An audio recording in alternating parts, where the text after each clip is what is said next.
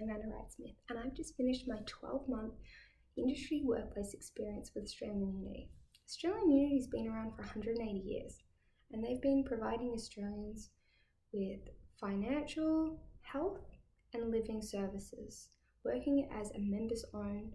and members-orientated company, putting all of the profits back into providing more resources and benefits for customers. And my role within the company was to work within the innovation team and provide marketing content and communications to both stakeholders and customers, and work on lean prototyping in experiments, running human-centered design research, creating content such as website design, chatbot integration, and then communicating any research findings from talking to customers and finding a really creative way to problem solve for any real pain points they were experiencing when they were having an interaction with the company. And then trying to communicate this back to stakeholders to increase engagement and funding of resources so that our team could continue to work on these projects.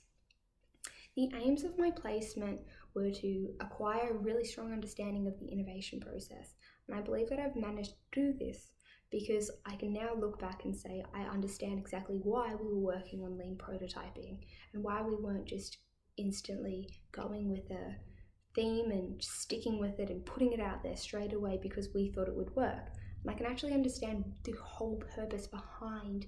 innovative research and customer empathy and why it's so important to do really fast-paced experiments to understand what people do and don't like about a design, about a service, about an idea, and to gain really valuable feedback from people, because otherwise you're just creating a service that isn't addressing any problem. And it's all well and good to design something that's great, but if nobody wants it, is it even that great?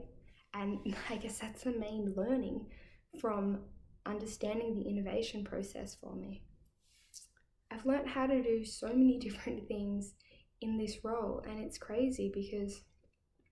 when I first came in, I didn't feel prepared at all. I thought that I only had very limited knowledge, but there's something that I'd really like to showcase that shows how far I've come, and that is I actually helped design the content and actually implement a chatbot that went onto the company's health insurance webpage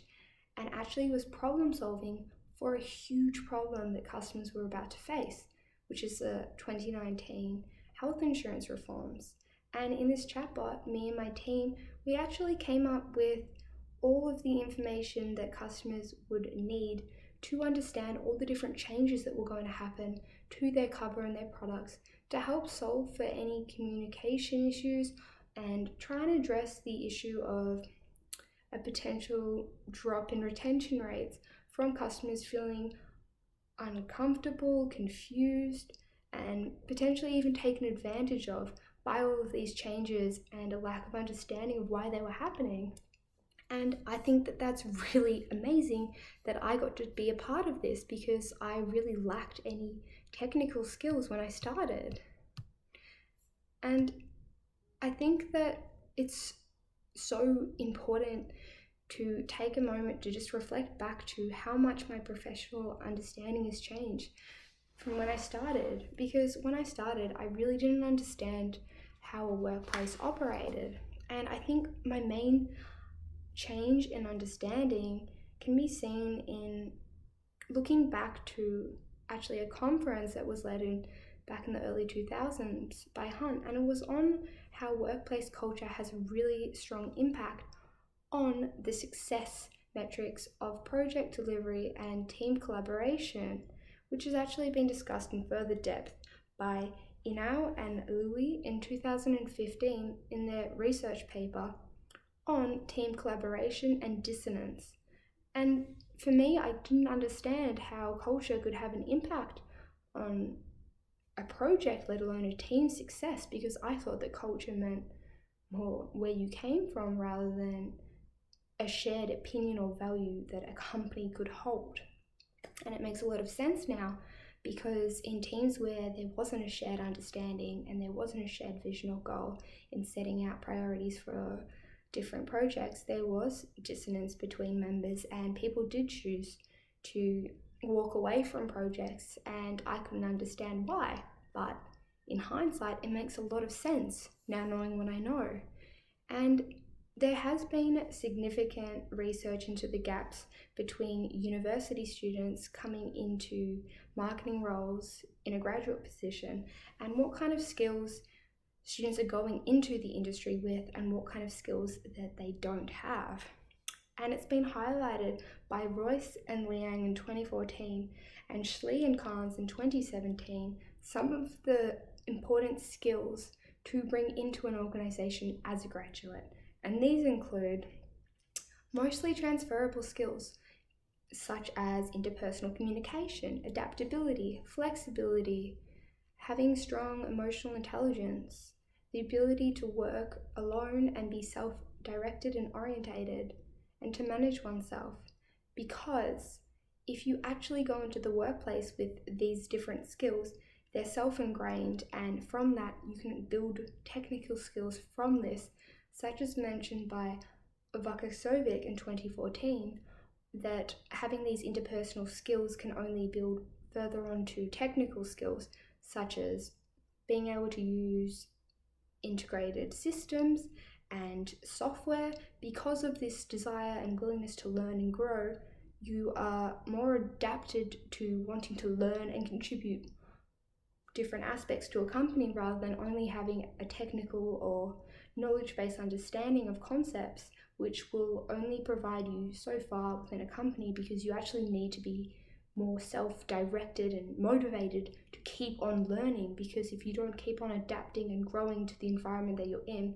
you're going to really suffer the consequences of being stagnant in your role and not really proceeding any further in your development.